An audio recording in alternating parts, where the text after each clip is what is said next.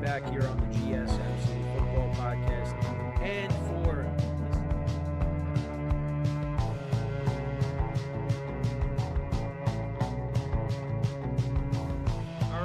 we are back here on the GSMC Football Podcast. And for the final.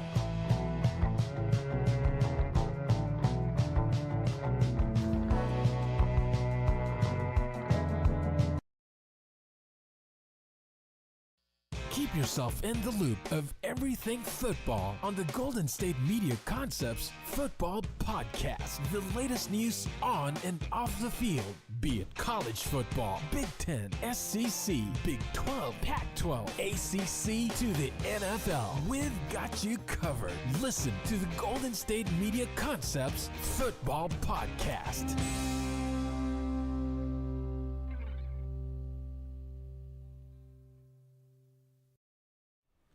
And welcome everybody to another edition of the GSMC Football Podcast, brought to you by the GSMC Sports Network. As always, I'm your host, Kenneth Grunfelder, and it's great to have you guys here on this Monday, June 10th. We have a lot to talk about on the show today. Before I get into that, just want to remind you guys, as always, to tip or donate and get your comments recognized, make sure to go to the following link. That is gsmcpodcast.net. Again, that really helps the show, makes the show more interactive between myself, the host, and you guys, the viewers. Again, that is gsmcpodcast.net. And as always, it is displayed on the ticker at the bottom of the show segment down below. So, with that being said, let's get into what we are going to talk about for today. So we're going to start off the show. We're going to talk about the teams that have the best chance of going from worst to first in the NFL. So I'll go over the teams that finished in last place last year in their respective divisions and who has the best chance of finishing in first place this year.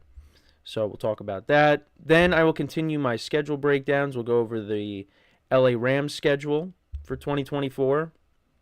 Then in the third part of the show, we'll talk about Darren Waller and him officially announcing his retirement. So I'll talk about that as well. Then the fourth part of the show, we'll talk about Jordan Love, his comments on his receivers, how the Packers don't necessarily need a number one wide receiver, so we'll get into that. And then I'll talk about the Browns. A couple things, Kevin Stefanski, his comments on Deshaun Watson, as well as David Njoku and his comments on the Browns offense going into 2024. So that's a rundown for the show today. So let's get into the first topic, which is talking about the teams that have the best chance of going from worst to first. So the teams that finished in last place last year are as followed. You have the Chargers, the Bengals, the Titans, the Patriots, the Cardinals, the Bears, the Panthers, and the Commanders. Now, you hear some of those teams, you'll probably hear and say, yeah, they don't have a shot. And I agree with that. But there are at least one or two teams, definitely one of these teams here, that I think could go from worst to first. So let's get into that. So we'll start off, we'll go into the AFC teams first. So the post that I have here, this is where I got the idea from. So we'll start from the Chargers and work our way over. So the Chargers in the AFC West. Now, I do think this team can be a playoff team. I've kind of said it the last couple weeks. I think this team could be sneaky good in 2024 with now Jim Harbaugh in the fold, and you got Justin Herbert, of course. They got a lot of young wide receivers that they got to break in. Their backfield is different now with Gus Edwards and J.K. Dobbins. You know they're going to want to run the football. And I'm curious to see how the defense plays now with this new regime, because the defense was not good last year for the Chargers. And they do have good players on that defense. Derwin James and Khalil Mack and Joey Bosa. They were able to keep the guys on the defensive side of the ball. It's on offense where, things have kind of changed. There's no more Austin Eckler. Keenan Allen got traded, and Mike Williams. So, yeah, the Chargers are going to be a little different. But they still have their quarterback. And like I said, with Jim Harbaugh now, I think he is going to turn this team around. But having said that, do I think they're going to go from worst to first? I do not. I don't think because and it's pretty simple, and we all know this. It's the Kansas City Chiefs. That's why. You got the Chiefs in the division. And they are the class of the AFC West. And really the class of the AFC because, they've won the last two Super Bowls and they've been in the AFC Championship game every single year since 2018. So, yeah, it's going to be kind of tough. But I do think the Chargers can at least finish ahead of the Broncos and the Raiders. And you know what? Maybe be a wild card team. So, if the Chiefs weren't in the division, I would say, yeah, maybe they can be a team that goes from worst to first. But because the Chiefs are in that division, I just can't. I can't give them that chance. So now you got the Bengals in the AFC North. I think this team, out of the teams that I am talking about here, they are the team that has the best chance to go from worst to first. Because I think with a healthy Joe Burrow, they're better than the Steelers. I think they're better than the Browns. They're going to be competing with the Ravens. That's what it's going to come down to. It's going to come down to the Ravens and the Bengals for the division, in my opinion. Now, that doesn't mean that I don't think the Steelers are good or the Browns are good, but I just think that those are the two teams that are going to be battling it out for the division throughout the year. And, you know, if Joe Burrow doesn't get hurt in that Thursday night game, I mean, that would have been a great game, but it ended up being a blowout because they had to put in Jake Browning, and, you know, the Ravens kind of ran away with that game, and they swept the season series. The first game, I mean, Burrow was still dealing with the calf injury, and they still ended up, I think they only lost by 3 points, but still, the Ravens won that. So, yeah, it's going to come down to those two teams. And I think the Bengals, we saw when Burrow was able to get over that calf injury, the Bengals looked like one of the best teams in the NFL. And I think with him coming back and he's healthy, you know, you got Jamar Chase, and we'll see what happens with T. Higgins. I know that's a topic of conversation, you know, over the course of this offseason, because we're waiting on, is he going to get that new contract? Well, he is going to get it, but it's probably not going to be with the Bengals. But I think the Bengals, they have the best chance of the teams here. Then you got the Titans. Now, the Titans, it's going to be interesting because they did make a lot of moves. On the defensive side of the ball, they added L'Jarius Sneed from the Chiefs, and you brought in Calvin Ridley. You brought in Tyler Boyd, Tony Pollard. They drafted a tackle in the draft. You got an offensive-minded head coach now in there, in Callahan. We'll see how it goes.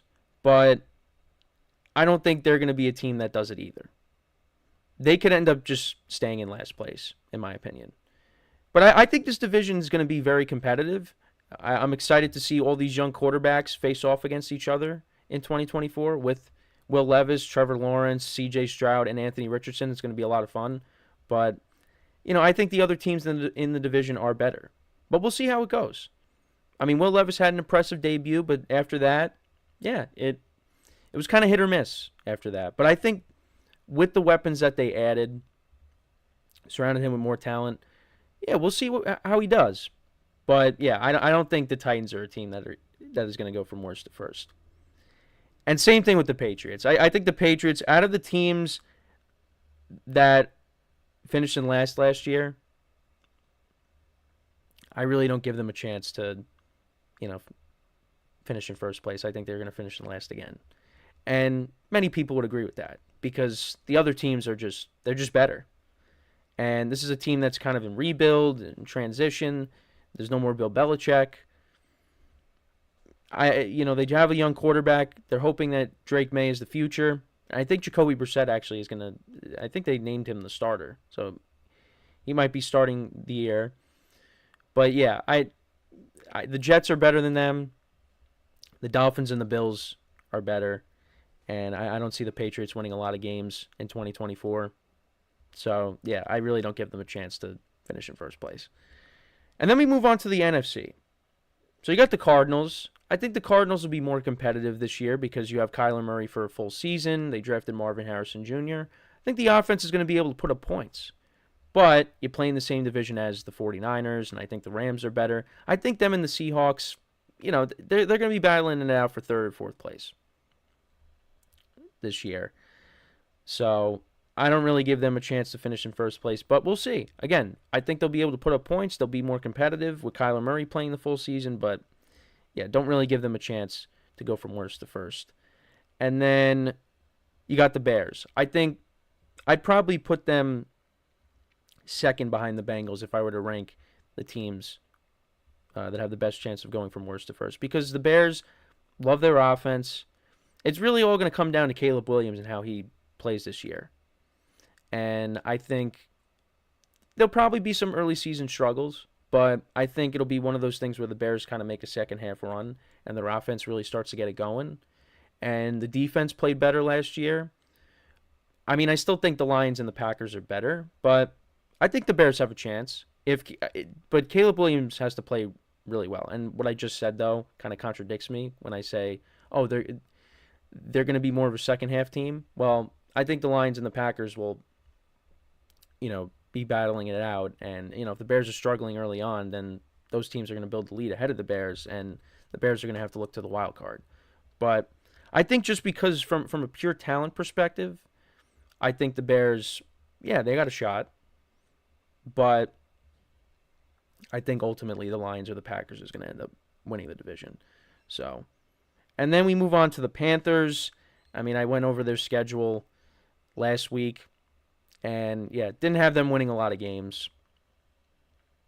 But I think they're at least going to be better. I know I only had them at 3 wins, which to me, I don't know. I feel like it might be a little too low, but still, it's because of how they played last year. But this is a new year.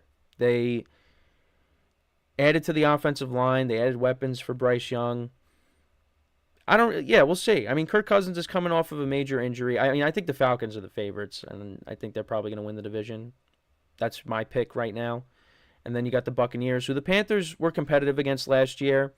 And, we'll see what happens with the Saints. But, I mean, the NFC South, we'll see what happens. But, I mean, I'm not declaring anything. But, yeah, it's because of the division they play in. And maybe, with the improvements that they made, maybe they shock some people, including me, because, again, I only had them at 3 wins. But, yeah, I right now, yeah, I don't see them going from worst to first. They might still be the worst. And then you got the Commanders. Now, there's some people that are high on the Commanders and think that they could, be a team that's sneaky good this year.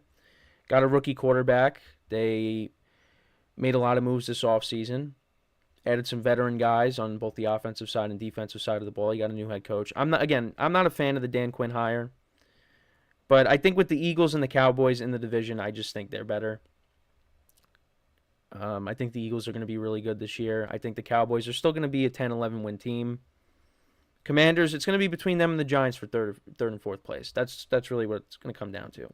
But maybe they're on a trajectory in a positive way, which, that's encouraging for Washington fans.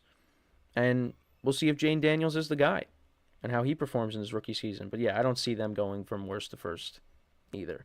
Maybe they be a team that's battling it out for a wild card spot, even though I really didn't have them winning a lot of games as well. So, of the teams here, I really had the Bengals as the only team that I think can go from worst to first. The Chargers, it's because the Chiefs are in the division. The Titans, again, like the other teams that are in the division. The Patriots, they're in a rebuild. Cardinals, I mean, you got the 49ers and the Rams in your division. It really comes down to the other teams you got in your division. The Panthers, I mean, it's going to be hard to... I think it's going to be really tough for them to go from worst to first because they just were not good last year. And then you got the Commanders as well. I just think the Bengals are the team that has the best chance. And then the Bears I had as second best. Chargers third. But yeah, that's really my thoughts on it. I think the Bengals are the team that can do it. It's going to be tough for the other teams. Well, it's going to be tough for the Bengals, too, because you got the Ravens in the division. And you got, Lamar Jackson and Derrick Henry on the same team now. So, but yeah, that's my thoughts on it. Let me know what you guys think. What team has the best chance of going from worst to first in 2024? So we're going to take our first break of the show, and then when we come back, we will continue our schedule breakdowns. We'll do the Rams schedule when we come back from our first break of the show. So, with that being said, stick around, and we'll be right back here on the GSMC Football Podcast.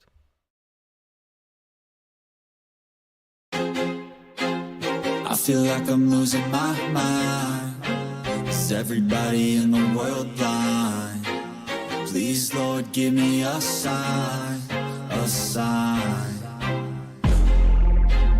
I feel like I'm losing my mind. Is everybody in the world blind? Please, Lord, give me a sign. wanna be the greatest. Everybody on the fake shit. I look around and feel like everybody is the fakest. I make this every day and I'm impatient, hoping one day I blow up from the basement. Statement, the top is so vacant. I don't hear shit that I think is amazing. Waiting for my day when I'm playing sold out shows for 1,000 faces. Hey, give me that crown, get in my way and to be put down. It ain't your place, all this my town. If I want that shit, then I'll get it right now. I'm losing it, the noose it fits. I'm losing shit, a stupid myth. You choose to live or choose to dip. You choose to fight or lose your grip and lose a gift. Oh, I feel like I'm losing my mind. Is everybody in the world blind? Please, Lord, give me a sign, a sign. I feel like I'm losing my mind. Is everybody in the world blind? All right, and we are back here on the GSMC Football Podcast. And for the second part of the show, we're going to break down the Rams' schedule for 2024. I'll continue my schedule breakdowns. And we are moving right along. We are now in the NFC West. And, yeah, the Rams, they made the playoffs last year, lost that tough game to the Lions in the first round.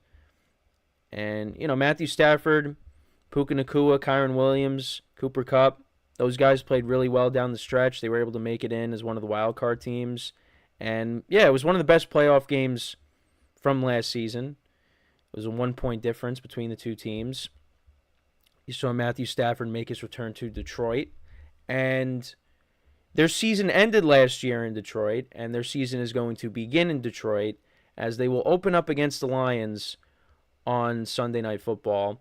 And I did have the Rams upsetting the Lions in this game. Now, I think this game is going to be one of the best games from Week 1. I think you could see a game similar to the game that we saw in the playoffs. But maybe the Rams come in and they pull off the upset. Why not? I'll give them that. So I think the Rams will start off 1-0. Then they take on the Arizona Cardinals, and I talked about them briefly in the last segment. I think they're going to be a team that's, you know, with Kyler Murray back in the fold, they're going to be more competitive. They're going to put up points. But I think the Rams, they kind of own the Cardinals. It's been like that for a while. Really has been like that since Sean McVay took over. And I think that's going to continue in this game. So I am going to take the Rams once again. Now, they take on the 49ers. And I did say I think the Rams could split with the 49ers this year. They were competitive in both. Well, they won the second game, but that was when they had all their backups in. Both sides had their backups in. I think the 49ers had some of their starters playing in the beginning, but yeah, it was Carson Wentz against Sam Darnold. That's what we got last year. But the first matchup, that matchup actually was competitive. I forget what the final score was. I think it was, I want to say it was 30-21, but I want to fact check myself really quick just to make sure that I am correct. Because I remember they kicked it was 30-23 actually. Yeah, so it was a one-score game. I think, you know, I like I said, I think the Rams could split with the 49ers. So I'm going to say, I'll say they win this one. Well, then again, I was going to say because they're at home, but the 49ers take over SoFi Stadium. So they're going to win one. Regardless, I think they'll at least split with the 49ers. They'll win one of these games. Then they take on the Bears in Week 4 in Chicago. Could be an interesting game. I talked about the Bears also in the last segment.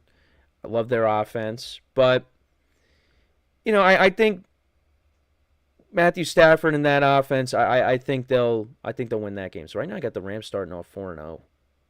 Wow. I don't know. I don't think that's going to happen. But they might lose to the 49ers here. So, you know what? I'll give them a loss with the 49ers. I'll say they win, get back on track against the Bears. So they're 3-1. I'll say they're 3-1 to start the year. Maybe they're 3, or maybe they lose to the Lions. Maybe they're 3-1, 2-2 at this point. And then they take on the Packers. This is an interesting game here. You know, the Packers, I think, you know, are going to be really good. And we'll talk about them later in the show. Yeah, this one's tough to pick.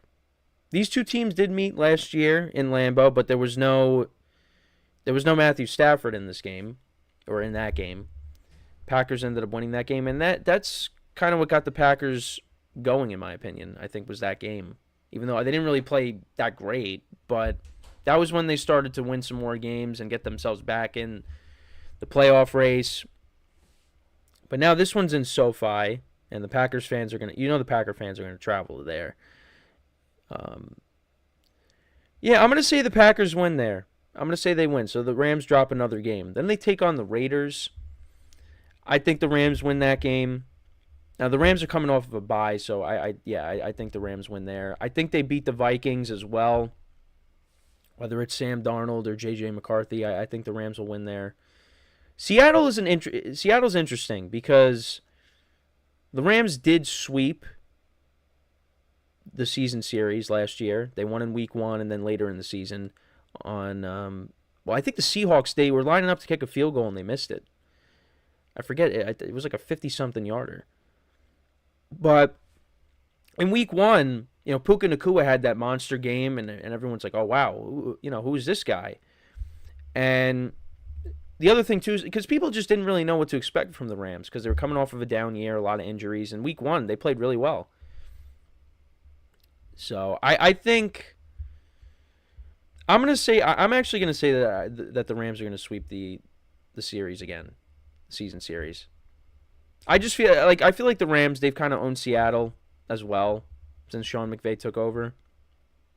I know Seattle has won matchups over the years with McVay, but I'm gonna say that the Rams, they sweep the Seahawks. Then you got the Dolphins coming in week 10. Got two high-powered offenses going at it. Tyreek Hill, Jalen Waddle, the running backs, Mostert, Achane. I know they drafted another one as well. Yeah, that one. I'm gonna say that one's tough. I'm gonna say the Dolphins win. I'm gonna give the Rams a loss here. I'm gonna say that the Rams lose that game. Then they take on the Patriots in Foxborough late in the season. I think the Rams should win that one. I think they're the better team. And then you got the Eagles coming in. They played each other last year. It was a close game. I think that this one's a Sunday night game as well. I'm going to say the Eagles win. I'm going to say the Eagles win again. Give the Rams another loss. Then they go to New Orleans, which could be, again, a hostile environment. Again, it doesn't have the same, the Superdome doesn't have the same juice that it used to, back when, Drew Brees was playing. But, again, you still got to respect the home field advantage for the Saints. The Rams beat them last year. I think the Rams beat them again. I think they beat them again. I think it'll be a competitive game, but I think the Rams win here. Then you got the Bills coming in. Yeah, then you got a tough stretch. You got the next 3 games are tough here because you got the Bills coming in, then you got to go to the 49ers, and then you're at the Jets, depending on if Aaron Rodgers is healthy. Bills coming in, and if you remember, that's what got us started with the 2022 season. You had the Bills going into LA, and Josh Allen played really well. Diggs had a good game, but there's no more Diggs. I'm going to say that the Rams lose this one here. I'm going to say they lose. And then I had them losing to the 49ers. I said they'd split with the Niners. The Jets game is interesting. And you got 2 old NFC North quarterbacks going at it here. I'm going to say, because the Jets are at home, I'm going to say the Jets win. Although I think it's going to be a tough game. It's going to be a tough game for both teams. I think the Jets win. And then they got the Cardinals and the Seahawks. I think they'll win those final 2 games.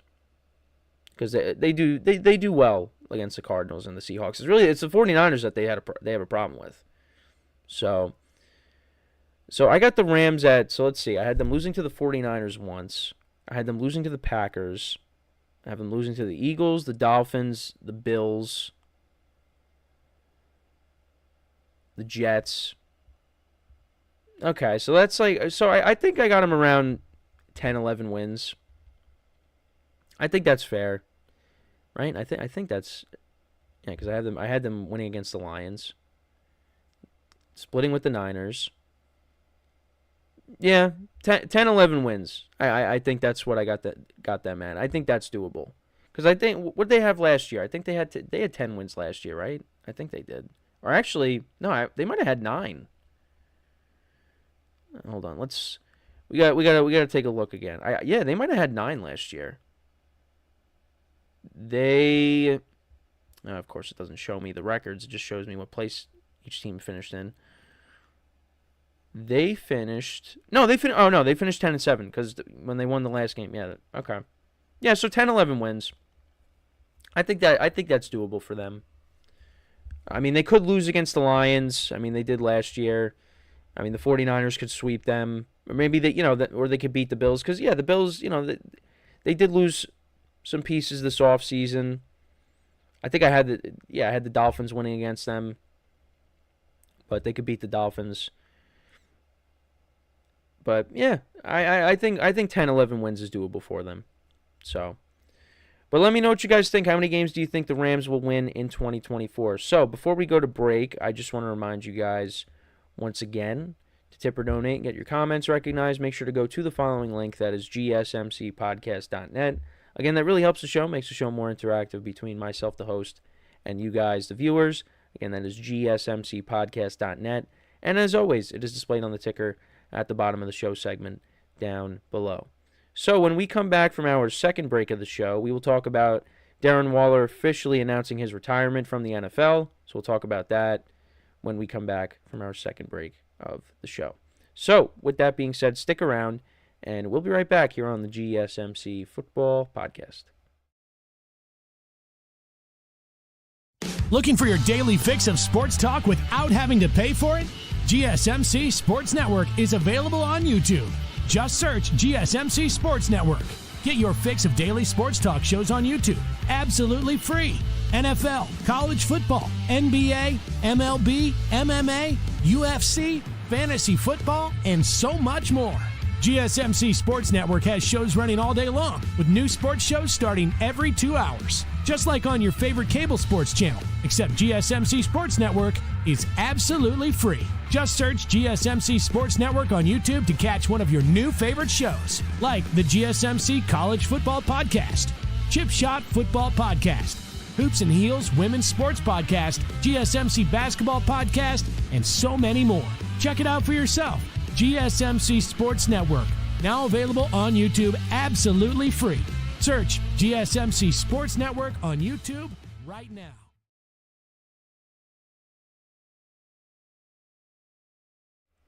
All right, and we are back here on the GSMC Football Podcast. And for the third part of the show, we're going to talk about Darren Waller and him announcing his retirement. So he spent 2023 with the Giants, and he was a part of the Ravens and the Raiders, but he has called it a career. And actually, one thing that I was looking at with the article that I have here is he experienced a health scare in November, and he talked about, and this is what he was saying. He was on a podcast, and he said, in between each breath, I'm yelling out like, help, so maybe I could wake the neighbors up, and maybe they'd be like, what is that? And they'd come through. I don't know how long the time was. It felt like forever. And I'm like, and yeah, he talked about that. He thought he was going to lose his life. He said he was on the couch. And he said it was a very scary event. It was kind of similar to, he talked about, it was kind of similar to my overdose, just like the power plug just being pulled out, and I just couldn't breathe anymore. Oh, wow.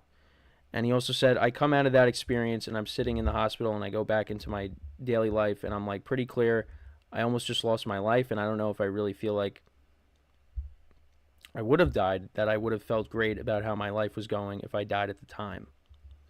Yeah, so I didn't realize that he went through this, but it also said how he spent 3.5 days in the hospital. He couldn't stand up and use the restroom or feed himself. Yeah, no, I didn't realize any of this. You know, this is like the first time I'm hearing about this. So I think, you know, when you experience something like that, and you're playing a sport like football, yeah, I mean, and not only just that, but also just like injuries as well. I mean, I went through his injury history last week.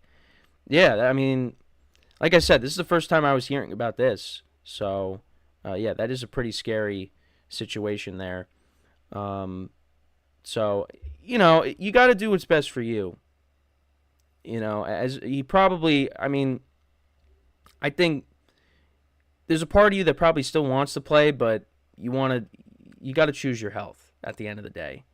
And yeah, so I like I said, I was not aware of this. So that is a scary situation.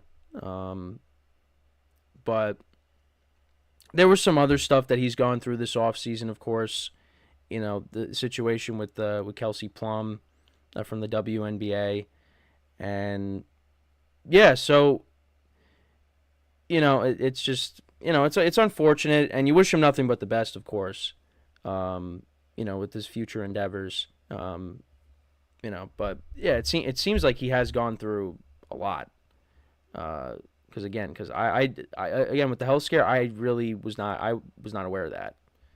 But yeah, I mean Waller, he only going back to now the football side of things. 52 catches, 552 yards, and 1 touchdown in 2023 with the Giants. He was limited to 12 games, and the Giants brought him over to kind of be, that number one option, pass catcher, and really help Daniel Jones out. But it just never really happened. And at the time of the Giants making that trade, I was happy about it. I thought that he could definitely help the offense, help Daniel Jones. But there was also that part of myself and my friends as well where we thought, yeah, this is good, but it's only a matter of time before he gets hurt. And that's exactly what happened. And now the Giants got to, that's why they went out and they drafted a tight end. They signed a couple of guys. I mean, not guys that are notable names, Jack Stoll and Chris Manhertz. They drafted a tight end in the 4th round, Theo Johnson. But you got Daniel Bellinger there, you got Lawrence Cager. But yeah, I mean, Bellinger I thought could be a good player, before they got Waller. So maybe, he could take the next step. And Lawrence Cager made some plays for them when they made the playoffs. So I don't know. Maybe they get production out of that position. They surprise us, but yeah, you just were kind of hoping that Waller was going to be that player, and that just wasn't the case. But yeah, it's unfortunate. So Waller, he finished his career with 350 career receptions, 4,124 receiving yards, 20 touchdowns, and a Pro Bowl selection in 2020. And like I said, wish him nothing but the best in his retirement. It just didn't work out with the Giants. And he was a productive player with the Raiders for a couple years. I saw a video of him catching his first career touchdown pass, and that was back when he was with the Ravens. And that was when Joe Flacco was playing quarterback for the Ravens. So, yeah, I mean, at one point, he was... I said this last week. He was up there with Travis Kelce and George Kittle as like one of the top tight ends in the league. He was really that good. And when he came over from the Raiders to the Giants, I was saying to, my mom that this is going to be one of the best tight ends the Giants have had in years. But it just did not work out that way. And you know what? It happens. The Giants took a chance on him. It was one of the draft picks that they got in the Kadarius Toney trade, I believe. So, you basically traded Kadarius Toney for Darren Waller, and we were kind of hoping it was going to work out, but unfortunately it didn't. So, I mean, I don't think it's the end of the world for the Giants, but I mean, you were kind of hoping that he would be someone that can contribute for years to come and help whether it's Daniel Jones playing quarterback or, our future quarterback or their future quarterback, whoever it may be. But that's not the case. And the Giants are going to have to figure it out. And they have. They saw the writing on the wall. That's why they went out and signed a couple of tight ends and they drafted one. So, they were prepared for it. But, I think you were kind of hoping that maybe that was not the case and Waller could come back and, give it another shot, have a better year. But it's not the case. So, well, like I said, I wish him nothing but the best. And again, I was not aware of, his health scares that he had. And, it's scary. It definitely is. And thankfully, he's okay because he was able to, talk about it. But yeah, you had no idea. That's some of the stuff that happens behind the scenes that you're just not aware of.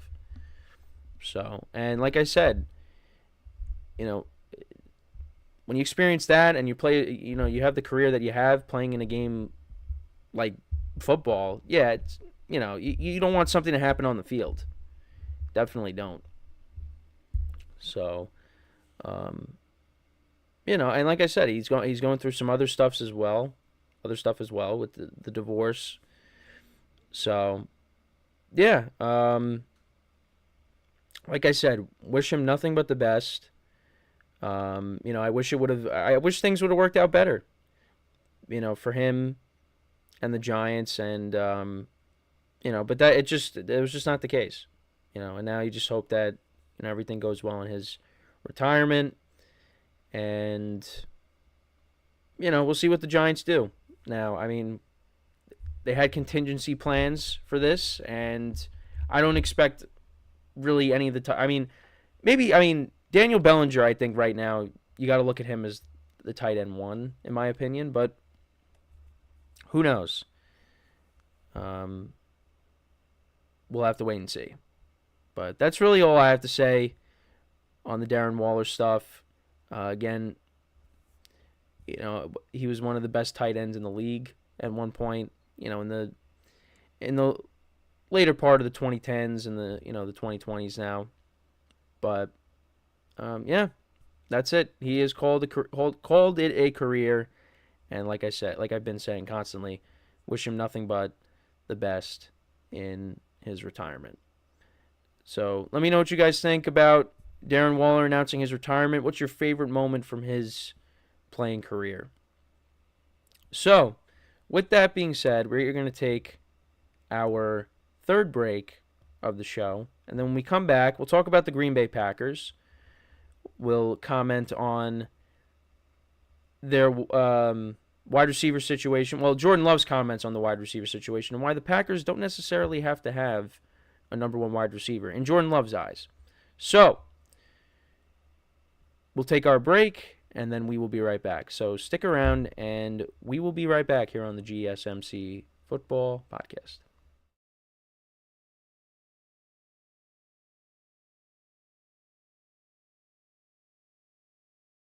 For the best and latest podcasts available anywhere, go to the podcast app on your cell phone and type in GSMC to access free content-rich podcasts on health and wellness, book reviews, sports, entertainment, relationships, social media, movies, technology, finance, and even weird news. Subscribe and download the GSMC Podcast Network's family of shows, available everywhere podcasts are found.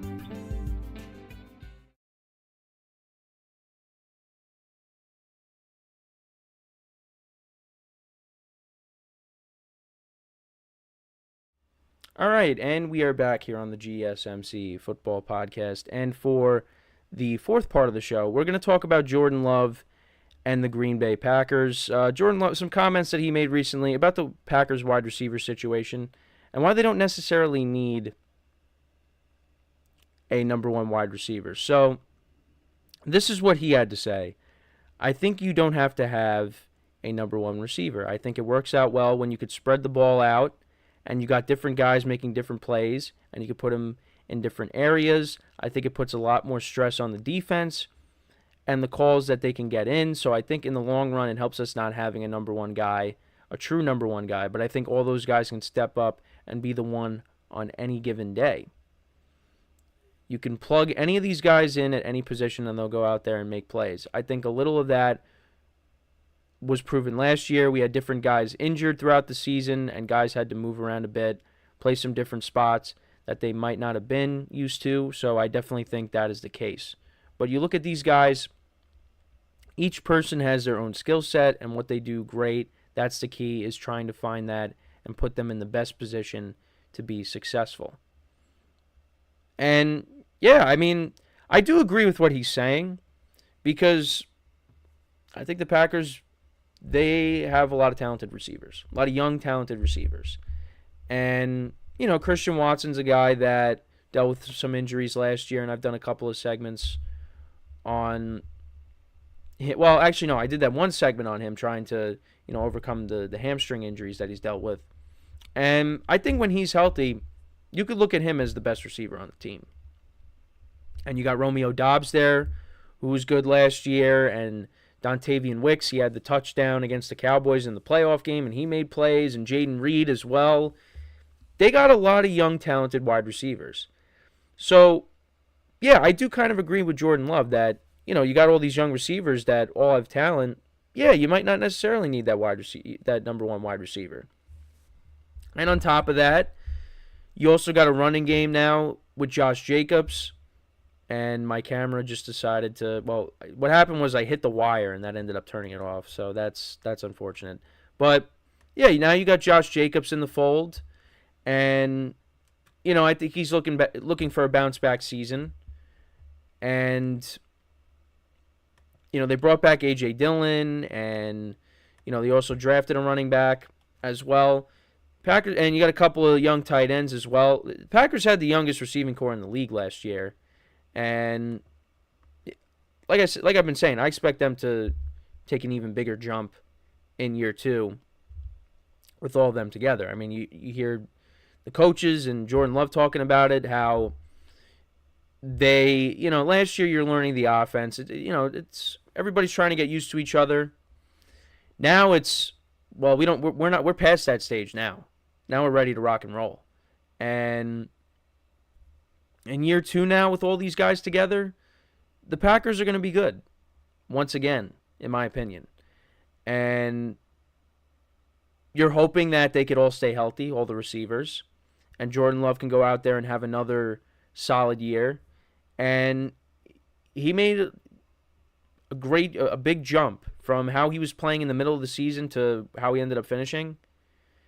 He was playing like one of the best quarterbacks in the NFL. And they ended up winning a playoff game in Dallas, which I didn't expect them to win that. But give them credit. And you had the 49ers on the ropes. You had a chance to beat them. And it didn't happen. But, you know, they had their chance. So, now going into this year, yeah, I mean, I think this offense is going to be really good. And Jordan Love is going to be at the center of that. And I kind of just want to go back and look at some of the stats for the receivers. Look at Jaden Reed's stats from last year. So Jaden Reed, he finished with 64 receptions, 793 receiving yards, and 8 touchdowns. Romeo Doubs, take a look at his stats. So he had 59 receptions for 674 receiving yards and 8 touchdowns as well. Dontavian Wicks last year, he had 581 yards and 4 touchdowns. And Christian Watson, we went over his stats the other day. But in 2023, he had 5 touchdowns. He had 422 receiving yards. 5 touchdowns, 422 receiving yards. 422 receiving yards. Sorry, couldn't even spit it out. But, yeah. I mean, I think this team's going to be good. And you got all these young receivers on these contracts. And they're looking to pay Jordan Love. And we'll see when that eventually does happen. But, yeah, I mean, it's going to be fun to watch this offense. You know, now they're past the first stage. Now they're, now it's just, it's only up from here. So, and now you got, like I said, you got Josh Jacobs in the fold. So, yeah, I mean, I'm excited for what this offense can do. And, yeah, we'll see. We'll see how it goes. But, like, I agree with what Jordan Love said. You know, you kind of got all these receivers with their skill sets. And, yeah, it's tough on defenses because it's like, who are you gonna cover? You know? Well, I mean, again, you look at these receivers. I mean, they're not, I wouldn't say Dontavian Wicks is a household name. I mean, if you're a hardcore football fan, you know who Dontavian Wicks is. But, you know, if you're a casual, you probably don't know who he is. I mean, I don't think, I don't look at these guys as like, you know, top 10 receivers. I think the best one is Christian Watson. But I don't think they're top 10, top 15, you know. I mean, but they're all good. You know, but yeah, I mean, I'm not gonna rank. I'm not gonna do my receiver rankings here, but yeah, I think they're all good receivers, and they proved that last year. But they're not like elite wide receivers. But yeah, I mean, Jordan Love has a great rapport with them that he's gonna spread the ball around. So yeah, it's kind of tough on defenses where it's like, all right, who do we have to focus on? Who do you got to take out of the game? And they could also run the football with Josh Jacobs. So, yeah, it's going to be interesting. But I think, you know, the Packers, they're going to take another step forward with this young team. And, you know, they're going to push the Lions for the division. And I'm excited to see what they can accomplish this year. You know, with Jordan Love, with the young receivers, and you know, the Packer fans are hoping that the defense will be better because they were calling for Joe Barry's job, and they finally let him go, which I thought was interesting that it happened after the playoffs. I thought it was going to happen you would think it would have happened within the season, but that ended up not being the case. They let him go once the Packers season was over. But, yeah, no, the Packers are a team that is going to be really good in 2024. And Jordan Love is going to make another jump forward in his career. But, yeah, let me know what you guys think about the Packers. How do you see their receivers performing? How do you see Jordan Love performing? Who do you think will finish with the most receiving yards out of the top four receivers? Let me know in the comments. So, we are going to take our final break of the show, and then when we come back, we'll talk about a couple things with the Browns. We'll talk about Kevin Stefanski and some things he had to say about Deshaun Watson. We'll also talk about David Njoku and him talking about the offense going into 2024. So that is what we will do when we come back from our final break of the show. So for one final time today, stick around, and we'll be right back here on the GSMC Football Podcast.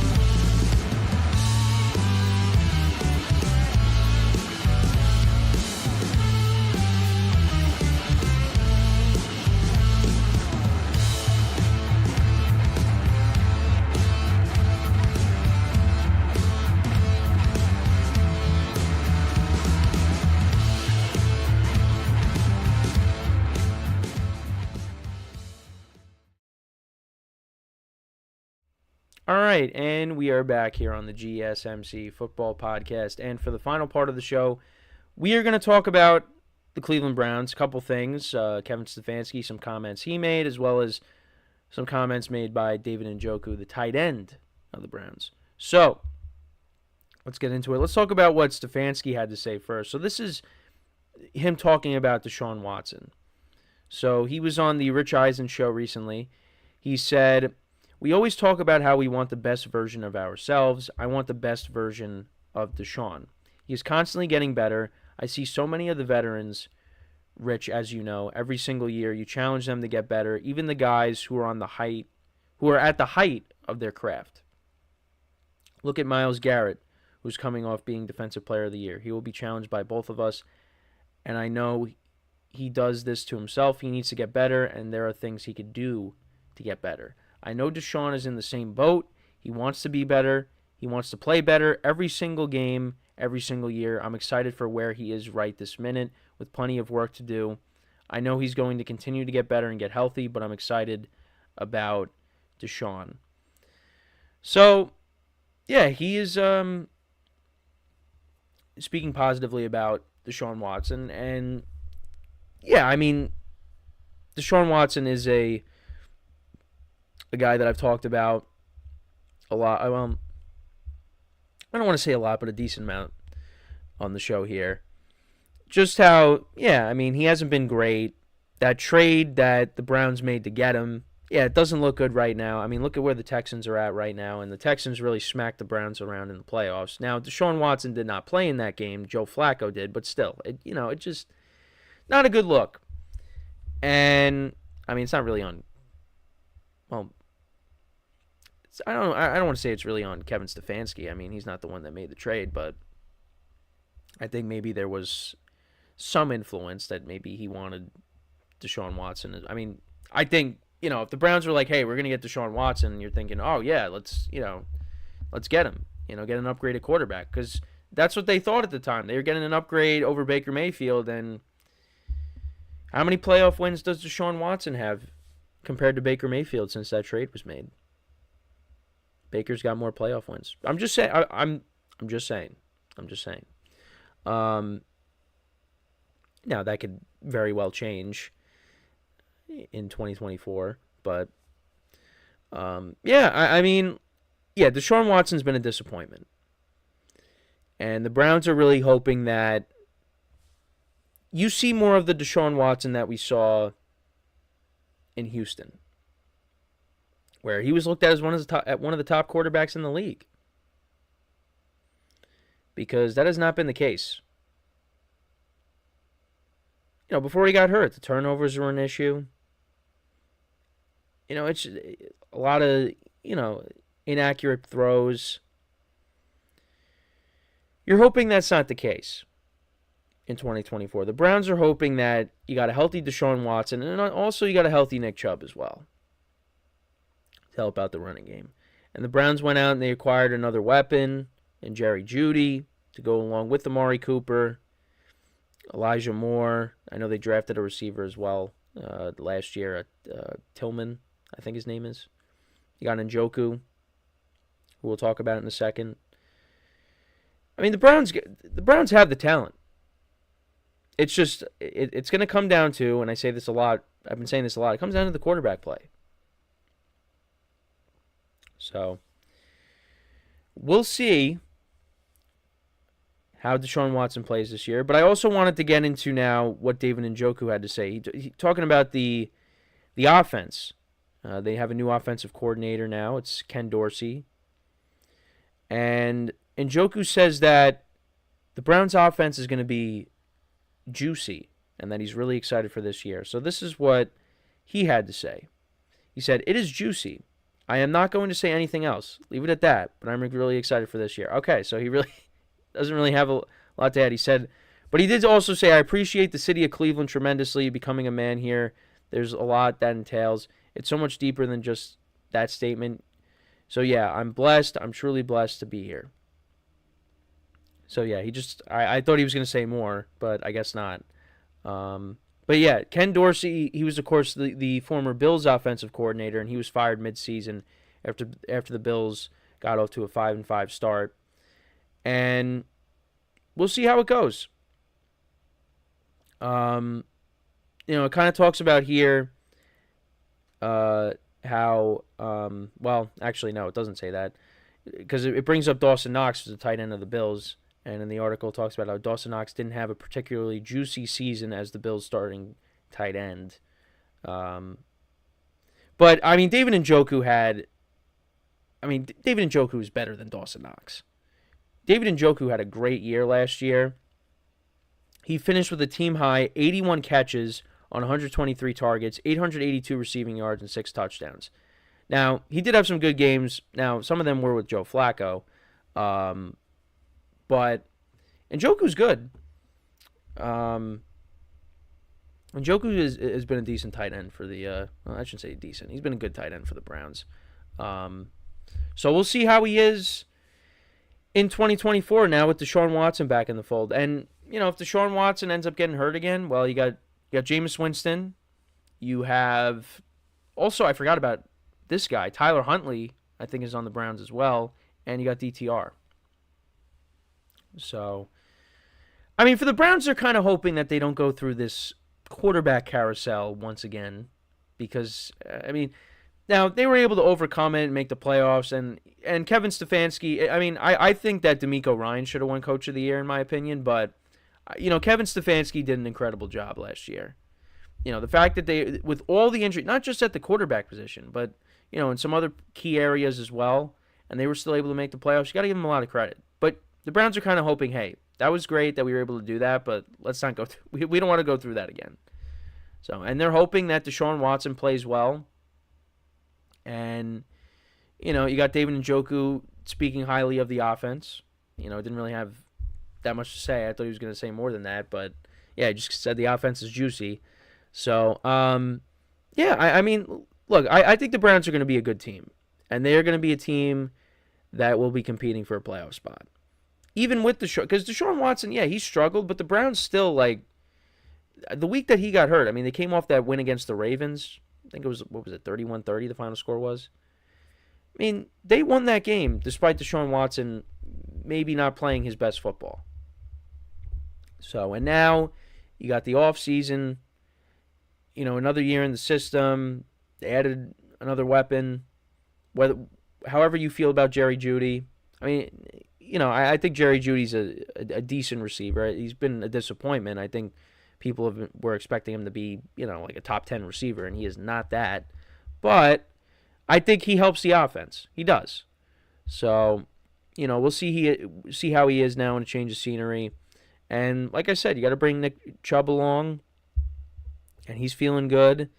And, you hope that, he could get back to his level of production, post injury. And we'll see what the Browns can do. I think they'll be a good team. And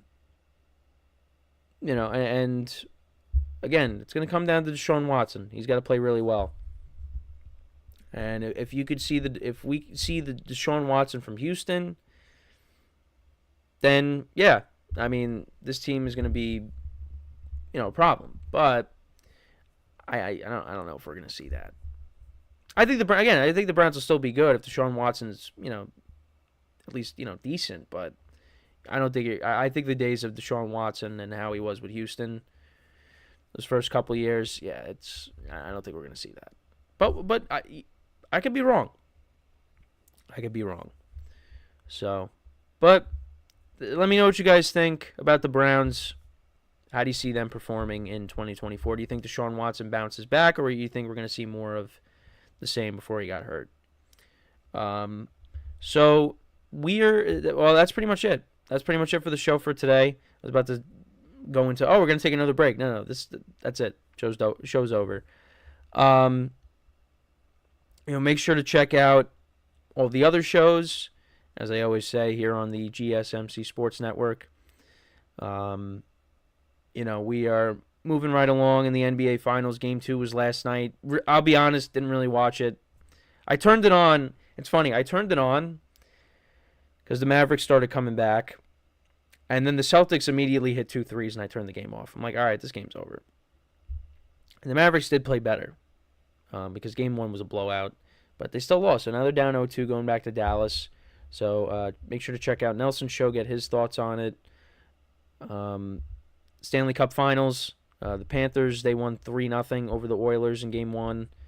Didn't watch that. But, we're going into Game 2 of that series. Baseball's in full swing. Of course, WNBA's in full swing. Make sure to check out everybody's shows. Give everybody else's show some love, as I always say. With that is all the time that we have for today. Once again, thank you guys for tuning in. We'll be back again tomorrow, 10:30 a.m. Eastern Time. And until then, I'm Kenneth Grunfelder signing off from the GSMC Football Podcast, brought to you by the GSMC Sports Network. Have a good day, and I will talk to you guys tomorrow. Take care.